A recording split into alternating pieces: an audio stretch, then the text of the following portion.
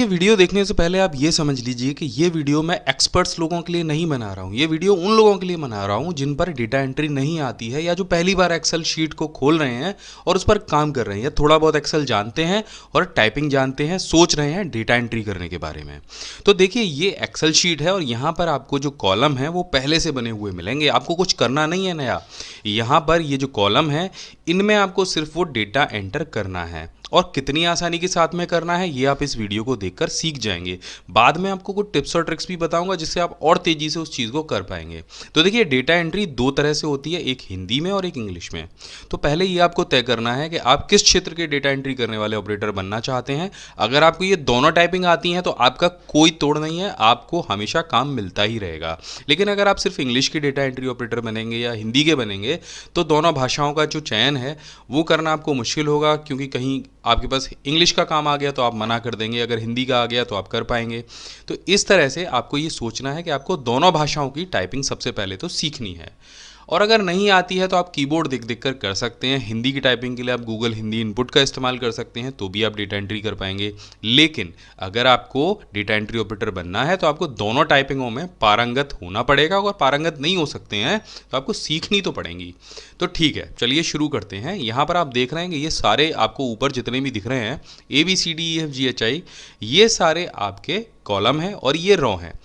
तो सबसे पहले वाले कॉलम को हम सेलेक्ट कर लेंगे। अब मैं आपको डेटा एंट्री हिंदी में करके दिखाऊंगा। तो यहाँ पर सबसे पहले वाले कॉलम में हम क्रम संख्या लिखेंगे, उसके बाद में हम लिखेंगे नाम। आपको सिर्फ टैब प्रेस करना है और आपका अगला जो कॉलम है वो सेलेक्ट होता जाएगा। यहाँ पर पिता का नाम और उसके बाद यहाँ पर लिखना है आपको पता, उसके बाद लिखनी है उम्र। अब ये जो सारी चीज़ें हैं देखिए ये हमें कहीं ना कहीं से मिलेंगी और यहाँ पर लिख देनी है जन्म तिथि। देखिए आपको डेटा एंट्री करते समय डेट ऑफ बर्थ भी मिल सकती है, आपको बैंक अकाउंट का नंबर मिल सकता है, आपको आधार कार्ड का नंबर मिल सकता है, आपको कोई और भी जानकारी यहाँ पर फीड करनी पड़ सकती है। तो आपको सिर्फ ये सारे जो ऊपर कॉलम हैं ये सारे कॉलम आपको पहले बना लेने हैं और उसके बाद डेटा एंट्री करना तो बहुत ही आसान आपके लिए हो जाएगा। अब देखिए ये कॉलम कहीं पर बड़ा है, कहीं पर छोटा है, कहीं पर इधर उधर जा रहा है। तो मैनुअली इसको छोटा बड़ा करने के लिए आपको बीच से इसको पकड़ना है और इस तरीके से खींच देना है। जब आप बीच में कर्सर को ले जाएंगे तो देखिए ये कर्सर थोड़ा सा बदल जाएगा। इसका दूसरा तरीका मैंने और भी बताया था, मैं आपको बता देता हूँ कि आपकी ये जो आपने नाम लिखा है इसके हिसाब से आप कॉलम को कैसे छोटा बड़ा कर सकते हैं। बस आपको पूरे कॉलम सेलेक्ट करने हैं, कहीं पर भी जाकर डबल क्लिक कर देना है। तो आपका जो भी डेटा आपके कॉलम में लिखा हुआ है उसके हिसाब से आपका कॉलम छोटा या बड़ा हो जाएगा। तो यहाँ पर आपको कुछ नहीं करना है, आपको सबसे पहले जाना है क्रम वाले कॉलम में। आपको क्रम संख्या डालना बता देता हूँ कितना आसान है। 1 लिखना है, फिर 2 लिखना है और फिर दोनों को पकड़ के आपको नीचे ड्रैग कर देना है। पकड़ के जैसे आप इसको खींचेंगे ना, कहाँ से पकड़ के खींचना है, ये आपको प्लस वाला आइकन ले जाना है यहाँ पर और यहाँ से पकड़ के इसको नीचे तक खींचना है। तो आपकी जो क्रम संख्या है वो नीचे तक अपने आप लिखती हुई चली जाएगी, आपको ज़्यादा दिमाग नहीं लगाना है इसमें। इसके बाद आपको अगले कॉलम में लिखना है नाम रमेश कुमार और इसके बाद लिखना है पिता का नाम राजेश कुमार। पता लिख देना है, मानिए मैं यहाँ पर डाल देता हूँ दिल्ली। उम्र अगली सेल में लिखनी है तो यहाँ पर लिख देते हैं 32 और यहाँ पर हम डाल देते हैं डेट ऑफ बर्थ यानी 5/4/1984। तो इस तरह से आप डेटा एंट्री करना शुरू कर सकते हैं। तो ये तो हो गया बहुत सिंपल डेटा एंट्री करना। इस पर अगर आपको बॉर्डर बनाना है यानी लाइन बनानी है तो आपको इस तरह से इसको सेलेक्ट करना है, नीचे तक जाना है और इसके बाद यहाँ पर आपको मिलेगा ये बॉर्डर का ऑप्शन। यहाँ पे आपको ऑल बॉर्डर पे क्लिक कर देना है। तो आप देखो यहाँ पे लाइंस बन जाएंगी। जब मैं इसका प्रिंट निकालूंगा तो इस तरह से ये सारी लाइन प्रिंट में आएंगी। तो सिंपल यही होती है डेटा एंट्री। उसमें ज़्यादा आपको कुछ करने की ज़रूरत नहीं होती, आपको डेटा मिलेगा और आपको उसे एंटर करना है। अब तेज़ी से कैसे करना है ये आप समझ लीजिए। तो इसके लिए आपको जाना है ऑफिस बटन पर और यहाँ पर जाना है आपको एक्सेल ऑप्शन में। इसके बाद आपको जाना है कस्टमाइज के बटन पर और यहाँ पर आपको ऑल कमांड सेलेक्ट कर लेनी है। जब आप नीचे स्क्रॉल करेंगे तो आपको नज़र रखना है कहीं पे फॉर्म लिखा है क्या। तो यहाँ पर आप धीरे धीरे इसको स्क्रॉल करेंगे, F वाले सेक्शन में जाएंगे सबसे पहले। तो यहाँ पर E आ गया और F आ गया। अब आपको यहाँ पर फॉर्म शब्द को ढूंढना है तो हम यहाँ पर देखेंगे कहाँ पर है फॉर्म। देखिए यहाँ पर फॉर्म हमें मिल गया फुटर के नीचे और इसको हम यहाँ से ऐड करा लेंगे। ऐड कराने के बाद इसे ओके करेंगे। ओके करते ही ये जो फॉर्म है ये यहाँ ऊपर आ जाए। तो इसको सेलेक्ट कर लीजिए। देखिए मैंने पुराना वाला डेटाबेस हटा दिया है क्योंकि आपको यहाँ पर मैं बहुत फास्ट तरीके से डेटाबेस फीड करना बता रहा हूँ। अब आपको यहाँ पर क्लिक करना है फॉर्म पर और इसे ओके करना है। और जैसे आप इस पर ओके करेंगे तो आपको यहाँ पर वो सारे कॉलम दिख जाएंगे जो आपको आपकी टेबल में दिखाई देते हैं। अब आपको पहले वाले कॉलम में डालना है क्रम संख्या, दूसरे में डालना है नाम, तीसरे में आपको डालना है पिता का नाम, चौथे में डालना है पता, फिर उम्र, फिर डेट ऑफ बर्थ और एंटर कर देना है। तो आप देखिए आपका जो डेटाबेस है फीड हो गया और यहाँ पर आपके पास फॉर्म भी आ गया। चलिए एक और मैं आपको करके दिखा देता हूँ और एंटर कर देना है आपको।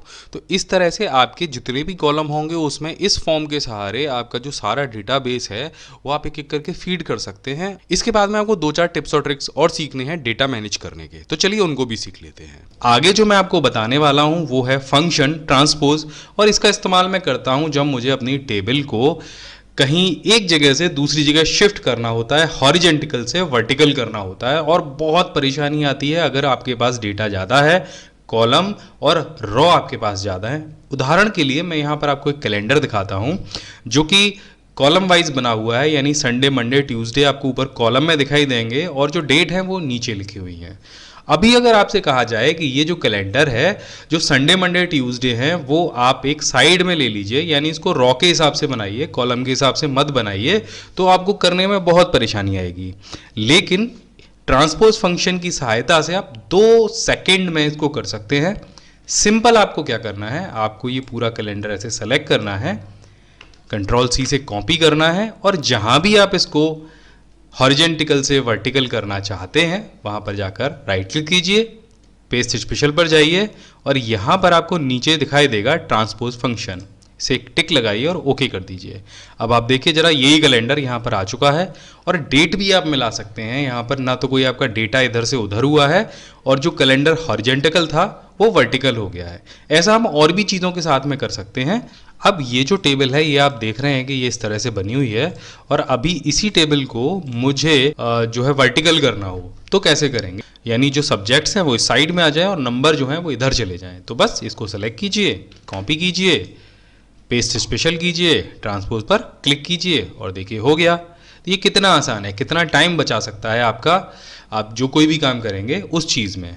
तो आप यहाँ पर देख सकते हैं कि मेरे पास एक टेबल है, आपके पास ये जो टेबल है ये और भी बड़ी हो सकती है, लेकिन यहाँ पर अगर हमें एक डेटा चाहिए हो, फिल्टर्ड डेटा चाहिए हो, यानी यहाँ पर आप देख रहे हैं जो डेटा है वो एड्रेस सभी लोगों के अलग अलग हैं, एज अलग अलग है, उनके मार्क्स अलग अलग दिए गए हैं, नाम अलग अलग दिए गए हैं, और अगर आपको ये फ़िल्टर करानी हो, आपके इसमें से कोई डेटा छांटना हो तो उसके लिए फ़िल्टर कमांड मैं बहुत यूज़ करता हूँ। यहाँ पर सिंपल आप हेडर को सेलेक्ट कर लीजिए और यहाँ पे आपको शॉर्ट एंड फिल्टर का ऑप्शन मिलेगा, यहाँ पर चले जाइए और फिल्टर को सेलेक्ट करिए। अब यहाँ पर आप देख रहे हैं कि हर हेडर के पास में एक डाउन एरो आपको मिल जाएगा और यहाँ पर जैसे आप क्लिक करेंगे तो ये जो आपको नीचे दिखाई देंगे ये टेक्स्ट फिल्टर हैं। यहाँ पर आपको सेलेक्ट ऑल का ऑप्शन मिलेगा। अब जो भी शहर आपको चाहिए आपकी लिस्ट में जो डेटा चाहिए शहर के हिसाब से आप उसे सेलेक्ट कर लीजिए और ओके कर दीजिए, तो आप देखेंगे वो जो डेटा है आपका फिल्टर होके आ जाएगा। इसी हिसाब से अगर आपको 2 शहरों का डेटा चाहिए तो आप 2 को सेलेक्ट कर लीजिए, 3 का चाहिए तो आप 3 को सेलेक्ट कर लीजिए। इस तरह से आप फिल्टर कमांड का इस्तेमाल कर सकते हैं।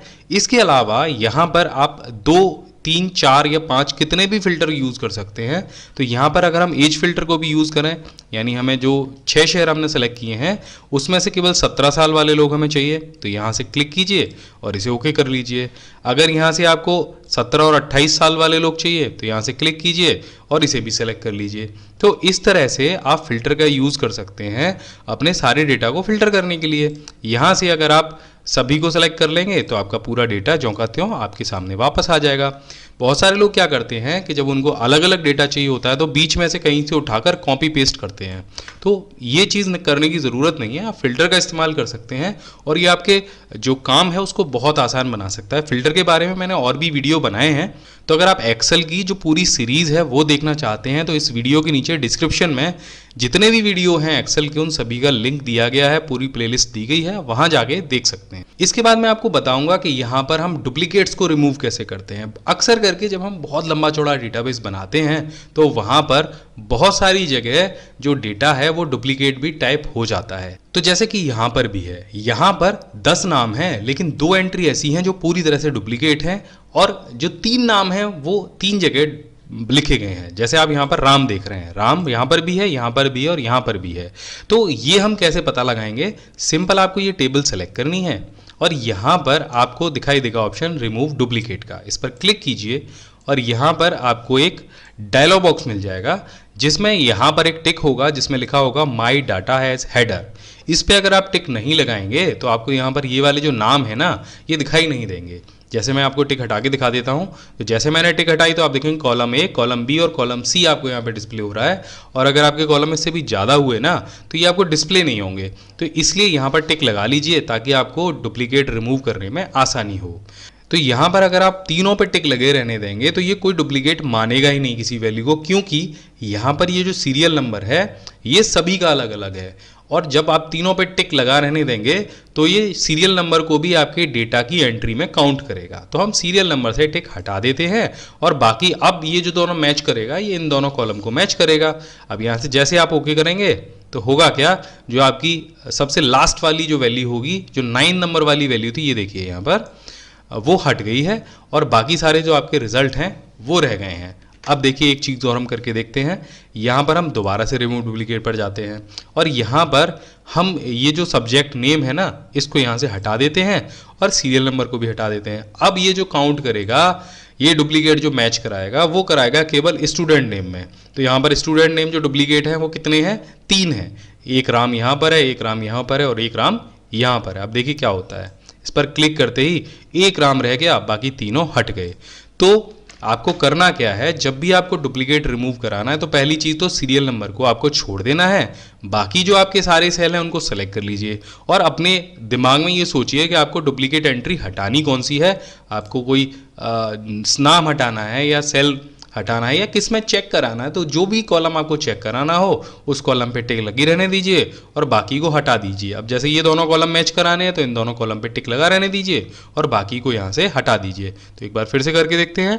क्लिक किया और जो डुप्लीकेट वैल्यू थी वो डिलीट हो गई। यहाँ पर मैं आपको एक और बहुत यूजफुल चीज़ बताने वाला हूँ जिससे आप ऑटोमेटिक डेटा को एंट्री कर सकते हैं। ऐसा कई बार होता है जब हमें डुप्लीकेट डेटा एंटर करना पड़ता है, बार बार टाइप करना पड़ता है। यानी यहाँ पर एड्रेस है और एड्रेस में मेरे पास ये 5 शहर हैं। अब यहाँ पर जितना भी डेटा आएगा वो इन्हीं 5 शहरों का आएगा और ये शहर मुझे बार बार टाइप करने पड़ेंगे। इससे बचने का जो तरीका है वो बहुत आसान है कि आपको ये जो सारे शहर हैं वो बार बार टाइप नहीं करने पड़ेंगे। सिंपल ये जो एड्रेस वाला पूरा कॉलम है इसको सेलेक्ट कर लीजिए, यहाँ पर जाइए डेटा टैब पर और यहाँ पर आपको डेटा वैलिडेशन का ऑप्शन मिलेगा, इस पर क्लिक कर दीजिए। यहाँ पर डेटा वैलिडेशन पर जाइए और यहाँ पर आपको सेटिंग्स में लिस्ट का ऑप्शन मिलेगा। लिस्ट में सोर्स में आपके पास जो भी शहर आपने टाइप किए हों 5, ये 5 मेरे पास हैं, इनको मैंने सेलेक्ट कर लिया और यहाँ पर इसे ओके कर दिया। तो आप देखेंगे हर सेल पर एक ये डाउन एरो आ गया। अब यहाँ पर मुझे चलिए मुंबई लेना है, यहाँ पर मुझे इंदौर लेना है, यहाँ पर मुझे भोपाल लेना है। ये देखिए हर सेल के लिए मेरे पास 5 ऑप्शन है और जो भी ऑप्शन मैं फिल करता जाऊँगा वो बड़े आराम से यहाँ पर मैं उनको एंट्री करता जाऊँगा। तो मुझे टाइप करने की कोई ज़रूरत नहीं पड़ी, 5 में से मैं कोई भी चीज़ यहाँ पर ले सकता हूँ। और ऐसा नहीं है कि आप यहाँ पे सिटी ही फीड कर सकते हैं, बहुत सारी जगह देखिए हमको मेल फीमेल फीड करने की भी ज़रूरत होती है, बहुत सारी जगह हमें एज फीड करने की भी ज़रूरत होती है, बहुत सारी जगह हमें डेजिग्नेशन डालना पड़ता है। तो ये सारी चीज़ें आप एक लिस्ट बना लीजिए और लिस्ट को आप ड्रॉप डाउन लिस्ट में डाल दीजिए। उससे आपका जो डेटा एंट्री है वो बहुत ईजी हो जाएगी, जिससे आप आसानी से काम कर पाएंगे। दोस्तों यहाँ पर मेरे पास एक डेटाबेस है जो मैंने इंडिया की टॉप 5 सिटीज़ का लिया है और ये डेटाबेस मेरे पास कुछ इस तरह से है। अब ये डेटाबेस मुझे एक्सेल में ले जाना है और हर कॉलम में इसको सेट करना है। तो ये बहुत सारे लोगों के पास आता है इस तरह का डेटाबेस और इसको करने में उन लोगों को बहुत दिक्कत होती है। तो ये करने का जो तरीका है वो बहुत आसान है, मैं आपको बता देता हूँ कैसे करना है। बस इसे कॉपी कीजिए और एक्सेल के किसी भी सेल में ले जाके इस तरह से पेस्ट कर दीजिए। ये देखिए यहाँ पर इस तरह से आ गया है, लेकिन ये अभी सेट नहीं है। इसको सेट कैसे करते हैं, तो आपको करना क्या है, इसको करने का तरीका बहुत आसान है। आपको पहला वाला जो कॉलम है उसको सेलेक्ट कर लेना है, जाना है आपको डाटा टैब पर और यहाँ पर आपको टेक्स्ट टू कॉलम का ऑप्शन मिलेगा, इस पर क्लिक कर देना है। यहाँ पर नीचे नेक्स्ट कीजिए। नेक्स्ट के बाद में जो भी आपको डिवाइडेशन चाहिए उसमें आपको यहाँ पर फिल करना है कॉमा, क्योंकि आप देख रहे हैं हर नाम के पीछे, हर शब्द के पीछे यहाँ पर कॉमा लगा हुआ है। तो हम इसको यहाँ से कॉमा पर क्लिक कर देते हैं और यहाँ पर आपको इसे फिर से नेक्स्ट करना है। इसके बाद में आप देखेंगे सारी चीज़ें अपनी अपनी जगह सही हो गई हैं और यहाँ से बस इसको फिनिश कर देना है। तो अब ये आपसे कहेगा do you want to replace the content of destination cell, आप इसे ओके कर दीजिए। तो आप देखिए जो आपका पूरा डेटाबेस है वो एकदम फिट हो गया है, आपको कुछ भी करने की ज़रूरत नहीं पड़ी है। तो आप यहाँ पर देख रहे हैं मेरे पास एक छोटी सी टेबल है और इसमें कुछ सेल बीच बीच में खाली रह गए हैं जिसमें डेटा एंटर नहीं किया गया है।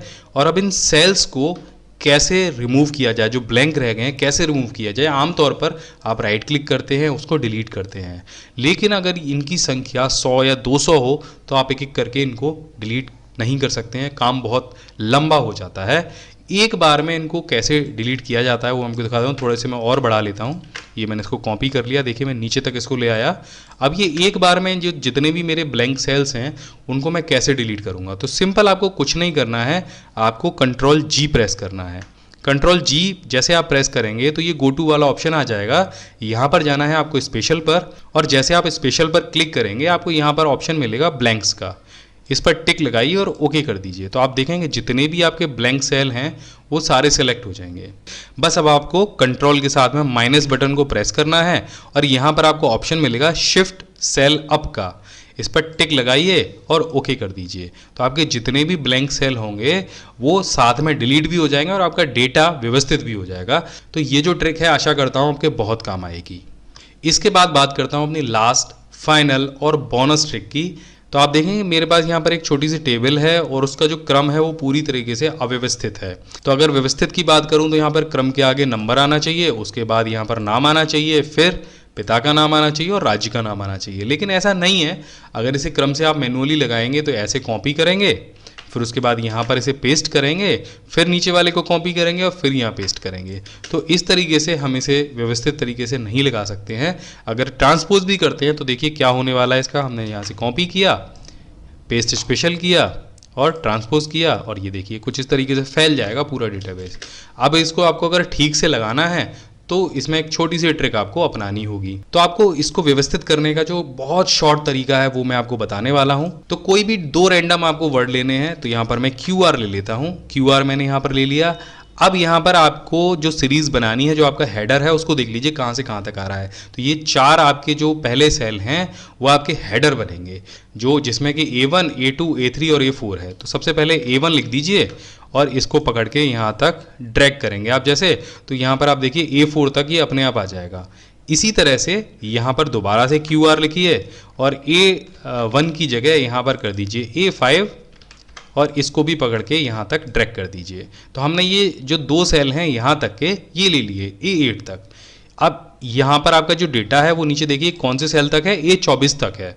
अब ये जो नंबर है ये सीरीज़ जो है वो आपको आगे बढ़ानी है, इसको A24 तक हम ले जाते हैं। यहाँ पर देखिए A24 तक हमारे जो सारे नंबर हैं वो आ गए। ये बहुत बड़ा डेटा हो तब आपको करना है, छोटे डेटा को तो आप बड़े आसानी से कर सकते हैं।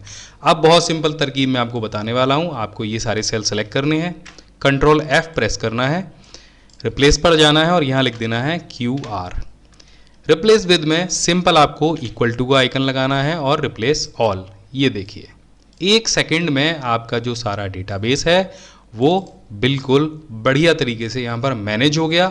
अब आप कहीं भी कोई भी एक नाम बदलते हैं, तो जैसे यहाँ पर अमित की जगह अगर मुझे कोई और नाम लिखना हो, मान लीजिए मुझे लिखना है माधव, तो ये देखिए साथ में आपका वहाँ जो नाम है वो भी बदल जाएगा, नंबर 2 पर भी माधव है। तो इस तरह से आप किसी भी डेटाबेस को अगर आपका इस तरह से अव्यवस्थित हो, आप बड़ी आसानी से उसे व्यवस्थित कर सकते हैं।